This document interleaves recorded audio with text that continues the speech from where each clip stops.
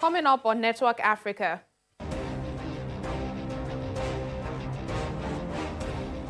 Côte d'Ivoire's President Alassane Ouattara invites his political rival for talks following violence sparked by his third-term win. The African Union calls for the immediate cessation of hostilities in Ethiopia's Tigray region.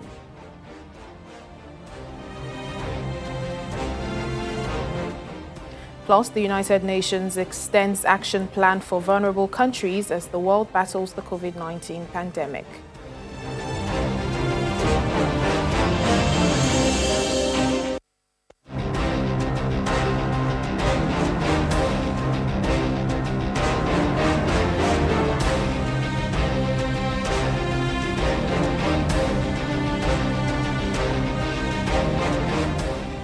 Hello and welcome to the program. I'm Layo Adegoke. We begin today in Côte d'Ivoire, where President Alassane Ouattara has invited his rival, former President Henry Konan Bédié, for talks following violence sparked by his landslide win for a controversial third term in office. Opposition leaders boycotted last month's votes and vowed to set up a transitional government that would organize fresh elections.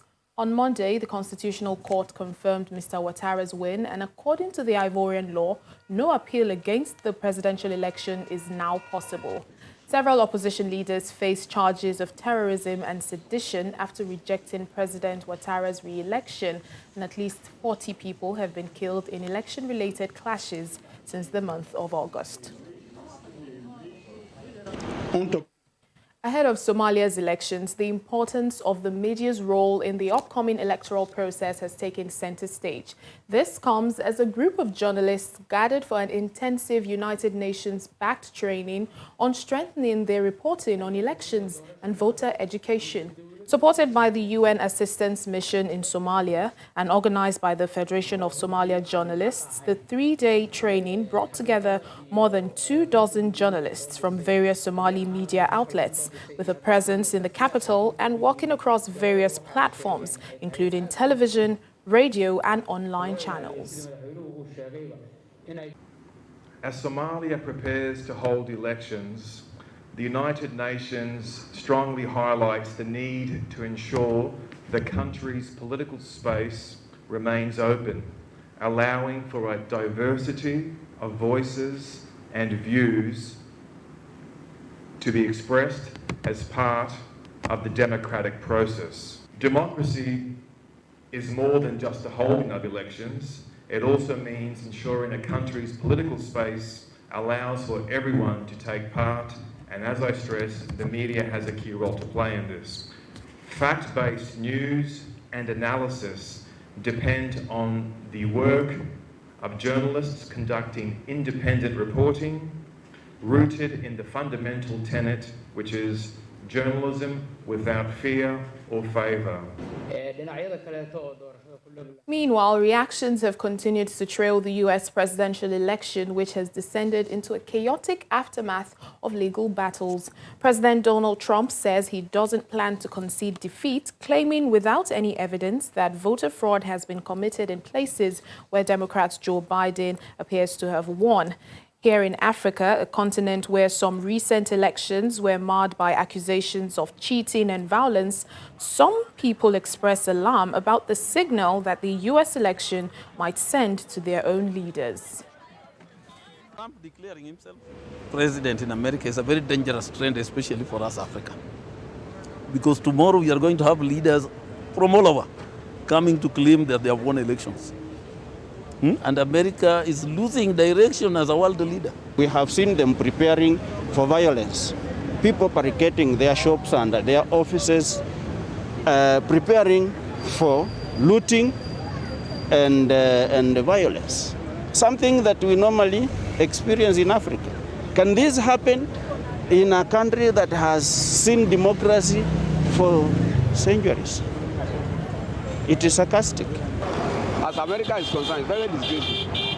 They are teaching other African nations that they are looking up onto them to know more another technology of corruption. Before now, we feel America is a model. But a soothsayer doesn't need to tell us that the America we are looking at as a model in everything is not even a model when it comes to electioneering. Well, our correspondent in Washington, D.C., Maria Baird, has been following the U.S. election closely, and she joins us now on the program for the latest updates.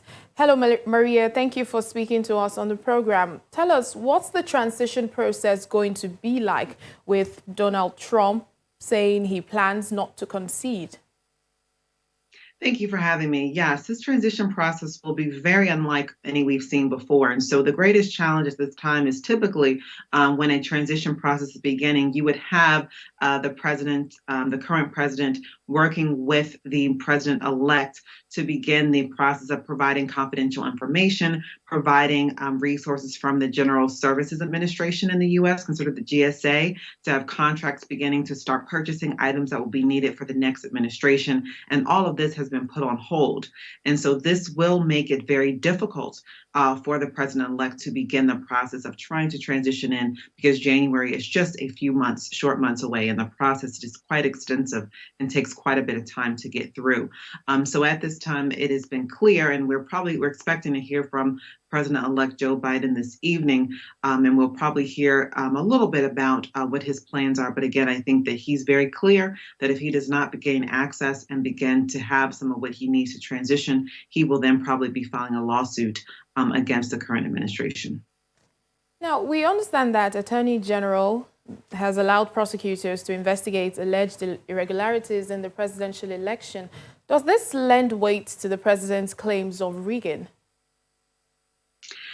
You know, the Attorney General obviously is a Trump appointee, and obviously we know that he has definitely supported the president in many areas, and this will be one way, I think, his kind of last ability to support the president moving forward. And so this does not necessarily mean that there will be or the claims regarding election rigging or fraud will actually come to fruition. But this just means that the case can be opened and that prosecution can begin in this area if there's anything that is found. But as we've said before, and as we've seen throughout this election process with the potential of recounting, many of the lawsuits they're saying don't have the basis because every single requirement that was to be followed, they believe that most states follow them to the letter.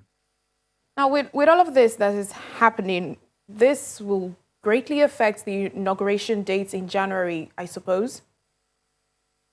At this time, we've not heard of any change in that inauguration date. By constitutional law, the inauguration date is January. I think if that was possible to change, we probably would see pushback even more, and potentially that could be an option. But at this time, we've not heard anything about changing the inauguration date. We're presuming that everything must happen by the end of January. All right, then. Thank you so much, Maria Baird, our Washington, D.C. correspondent there on the U.S. elections. Thank you again. Thank you for having me. Well, the chairman of the African Union Commission, Musa Faki Mahamat, is calling for the immediate cessation of hostilities in Ethiopia's Tigray region, where the military launched an operation against regional troops. In a statement, Mr. Faki Mahamat also urged the central government and Tigray state authorities to engage in dialogue to seek a peaceful solution. He expressed the readiness of the AU to support an effort to resolve the conflict. The leader of the Tigray region, Debretsion Gebremichael, had on Sunday called on the African Union to intervene to stop the country from spiraling into civil war. Meanwhile, Ethiopia's Prime Minister Abiy Ahmed has said law enforcement operations in the northern state of Tigray are proceeding as planned. He made this known in a tweet that the operations will cease after a criminal junta is disarmed, legitimate administration in the region restored, and fugitives apprehended and brought to justice. This follows some reports of trucks packed with armed militia and pickups mounted with machine guns rushing to the front line of a conflict some fear could escalate into a full-blown civil war. Sources in Ethiopia's government say hundreds of people have died in an escalating conflict in the northern Tigray region, even as Prime Minister Abiy Ahmed seeks to reassure the world that his country was not sliding into civil war. He launched a military offensive in Tigray after accusing regional forces of attacking a federal military base in the town of Danshar. There on Monday, gold miner Meseret Zenabu recalled hearing the alleged attack. On that day, we could hear a lot of gunfire. The whole village panicked. But thanks to the Amhara Regional Special Forces and the militiamen, they were able to save a lot of lives of the National Defense Forces. A senior diplomat said Abiy had fallen back in support from Tigray's neighboring Amhara after parts of the military's northern command went over to Tigrayan control.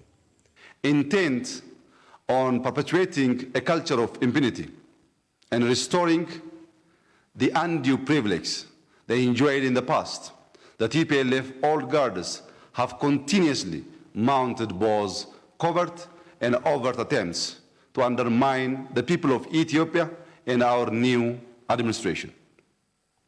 Behind conflicts that have resulted in the suffering and the deaths of many Ethiopians in the past 2 years, close observers of Ethiopian politics could clearly see the influence of the TPLF clique.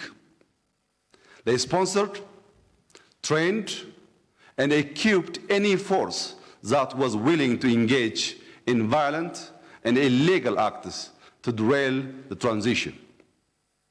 Their objective was clear: to make the country ungovernable by instigating clashes along ethnic and religious lines, to sow division and discord so that the democratic transition will lose its momentum. Reuters says its journalists traveling in Tigray and Amhara saw trucks packed with armed militia and pickups with mounted machine guns rushing to the front line in support of the federal government. A military official said clashes near the Tigray-Amhara border had killed nearly 500 Tigrayan fighters. 3 security sources in Amhara said the Ethiopian army had also lost hundreds in the original battle in Danshar. The conflict threatens to destabilize Africa's second most populous nation, but on Monday, Abiy sought to ease concerns, tweeting, quote, "Our rule of law operation is aimed at guaranteeing peace and stability."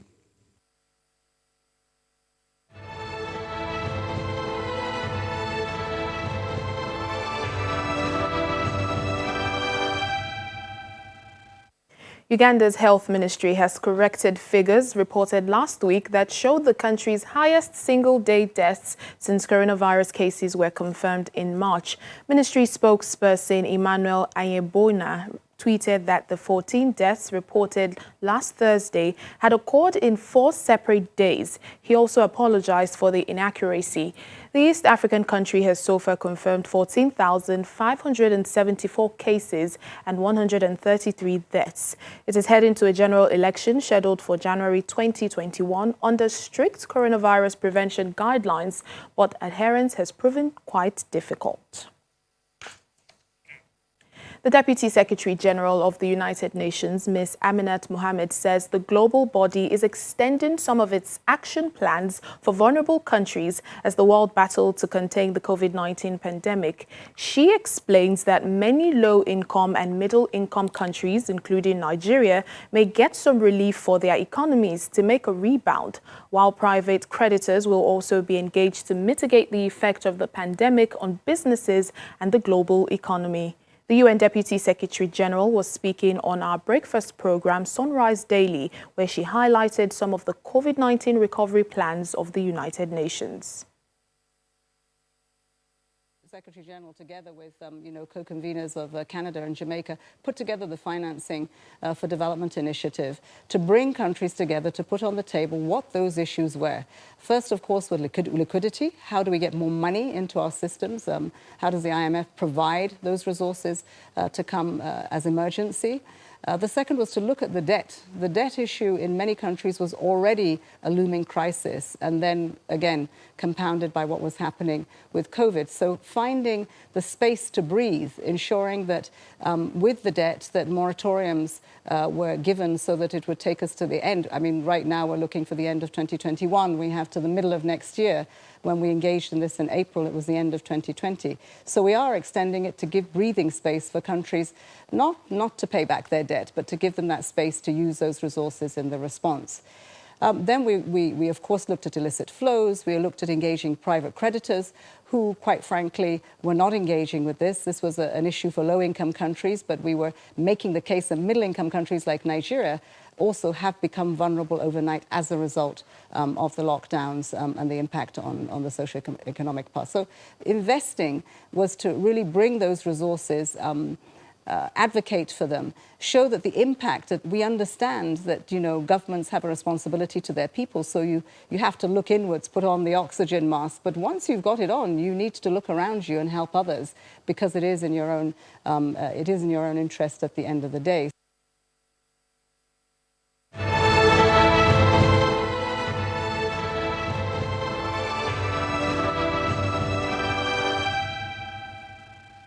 Still ahead on Network Africa. Severe flooding around Kenya's Lake Naivasha displaces hundreds of people. We'll give you details in a moment. Please stay with us.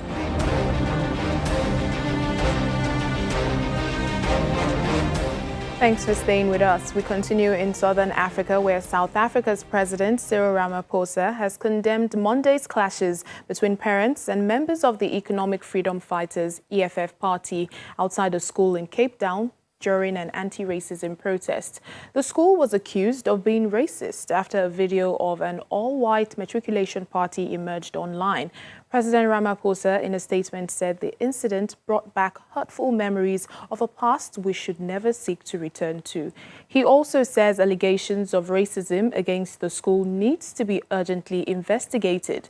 The school administration previously said it was not involved in planning the party and teachers were only invited by a group of parents.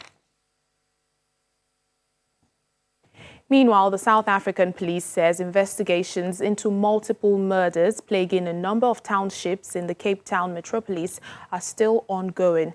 This comes after 8 people were shot and killed in Guguletu Township in what is believed to be gang violence. According to the Western Cape Police, 4 suspects linked to multiple gang-related murders in the area were arrested on Sunday. In the meantime, South African Police Minister Becky Cele spoke to Channels TV about what the police department intends to do in fighting widespread gangsterism in that province. Gangsterism is not something new in Western Cape. What has just happened of late, it has been taken as a crime from what you will call the colored areas, moved to the township, special Khayelitsha. Guguletu, yes, had criminality, but that one was a bigger one than we'd understand. That is Khayelitsha, Delft, and the areas around that. And we, as the South African police, worked on the matter of understanding 3 weeks ago, and we went there and we spoke with the leadership of the Western Cape. How do we put our resources on? That plan is still on the table. But then the concentration was on the gangsterism, as you talk, the extortion on the big business and all that.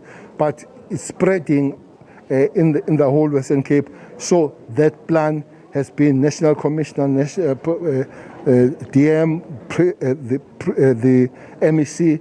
We have come together in Western Cape to put the plan on the table that we believe will help us to curb the gangsterism that has happened. But you know, it's the only province that has a fully fledged anti-gang unit that is working. We're working on it to resource it, to make it better training and better working. We believe that we'll deal with that as it comes. But there is one extra thing. The environmental design of Western Cape will have to help us. There'll have to be better conditions of living there, people getting out of the shacks, having better streets in Western Cape, better light, and generally the life getting better. It will deal with the issue of gangsterism. It can't be police alone. Conditions will have to change there.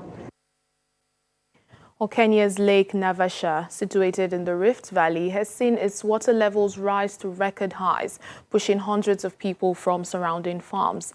The flooding is as a result of months of torrential rains in much of East Africa, triggering record surges in the region's water bodies and flooding of surrounding areas, also displacing thousands of residents.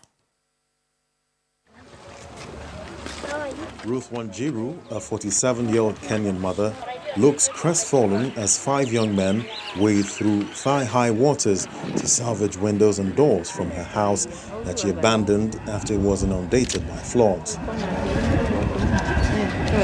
Wanjiru is one of 500 people who have been displaced by worsening flooding around Lake Naivasha in Kenya's Rift Valley Basin. In the nearly 3 decades she has lived in the area, Wanjiru said she had never seen this level of flooding that forced her to flee her own home. We have been here since 1997, when there was the first El Nino. We were also here during the second El Nino, and still, I have never witnessed such destruction. When I abandoned my house, the water had not yet gotten to my house. Now, all of my 6 renting tenants have all left. The small rental houses she had built in the area had also been abandoned, depriving her of her primary source of income.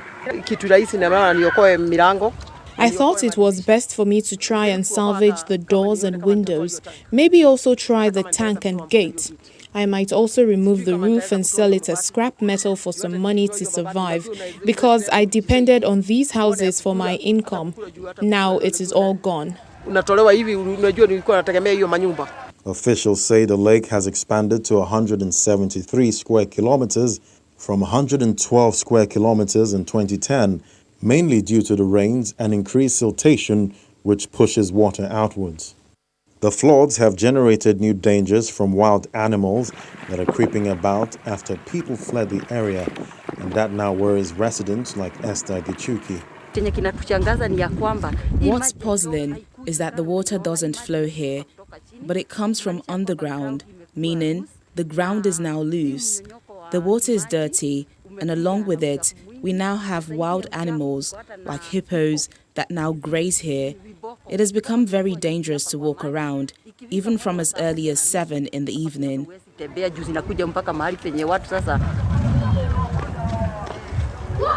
In many parts of the broader East Africa region, extensive crop fields have also been ravaged, while shoreline communities have been destroyed by the rising waters. And that's it on the program today. Thank you so much for watching. I'm Layo Adegoke.